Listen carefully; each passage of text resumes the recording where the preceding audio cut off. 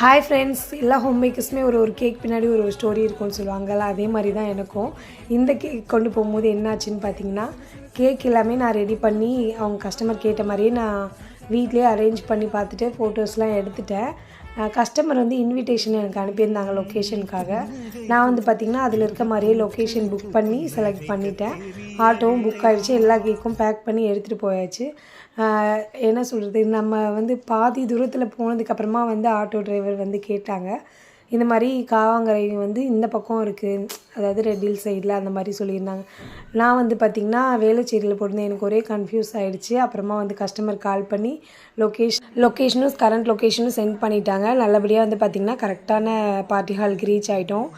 அந்த auto driver சொல்லலைன்னா கண்டிப்பாக நாங்கள் வேளச்சேரி வரையும் போயிட்டு வந்துருப்போம். அது ரொம்பவே லாங்கு, தேங்க் காட் தான் சொல்லணும். அந்த ஆட்டோக்கார் வந்து ரொம்பவே எங்களுக்கு ஹெல்ப் பண்ணார். தேங்க்ஸ் ஃபார் வாட்சிங் ஃப்ரெண்ட்ஸ்.